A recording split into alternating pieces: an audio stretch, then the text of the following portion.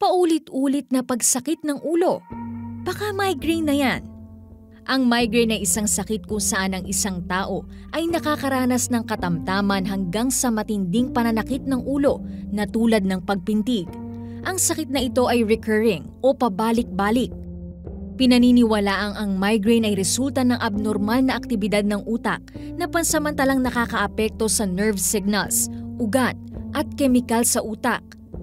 Maraming maaaring maging sanhi ng pagkakaroon ng migraine, kabilang narito ang stress, kakulangan o sobra sa tulog, pagpapaliban ng pagkain, pagbabago ng panahon, pagbabago sa hormones ng kababaihan, maliwanag na ilaw, malakas na ingay o matinding amoy.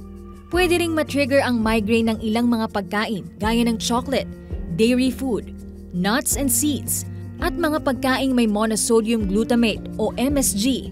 Kahit sino ay maaaring makaranas ng migraine, ngunit mas mataas ang risk ng pagkakaroon nito sa mga babae.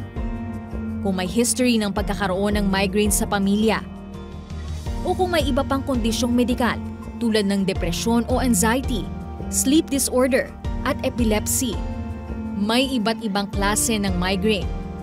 Kabilang narito ang migraine with aura, kung saan may mga senyales na nagsisilbing warning bago maranasan ang migraine, katulad kung nakakakita ng kumikislap na liwanag.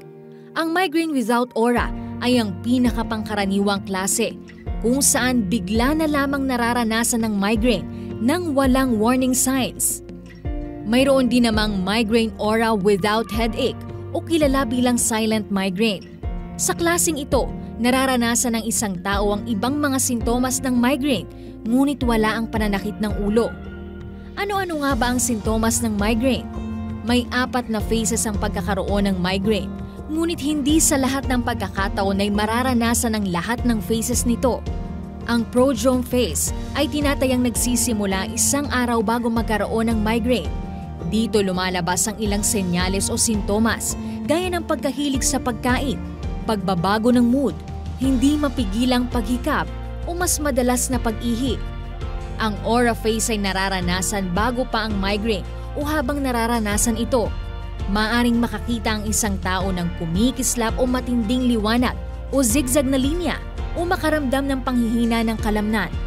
Sa headache phase kadalasang nagsisimula ang migraine at habang tumatagal ay tumitindi ito. Tila pumipintig o tumitibok ang pananakit na karaniwan ay sa isang bahagi lamang ng ulo nararanasan. Para sa iba na hindi nakakaranas ng headache, lumalabas naman ang ilang sintomas gaya ng pagiging mas sensitibo sa liwanag, ingay o amoy, nausea at pagsusuka, at malalang pananakit o pain kung gumagalaw, umuubo o bumabahing. Ang ika-4 na phase ay ang postdrome, kung saan maaaring makaramdam ng pagod, panghihina o confusion pagkatapos ng migraine. Ito ay maaaring tumagal ng 1 araw. Walang tiyak na test upang matukoy kung ang isang tao ay mayroong migraine. Kinakailangan ng konsultasyon sa medical professional upang matukoy nila ang pattern ng nararanasang pananakit ng ulo kasama ng iba pang sintomas ng migraine. Walang lunas para sa migraine, ngunit may mga paraang maaaring gawin upang maibsan ang mga sintomas sa pag-atake nito.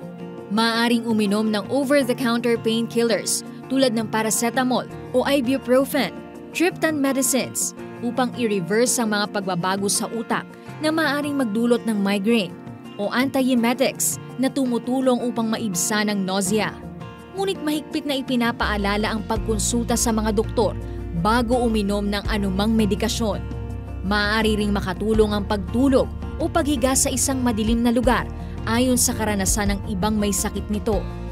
Upang maiwasan ang pag-atake ng migraine, mainam na iwasan ang mga trigger factor o sa inyong palagay ay posibleng sanhi ng inyong migraine, katulad ng pagka-stress o ilang uri ng mga pagkain. Ang pagpapanatili ng healthy lifestyle, kabilang na ang regular na ehersisyo, tulog at pagkain, ang pananatiling hydrated at paglilimita ng caffeine intake ay makatutulong din upang maiwasan ang migraine.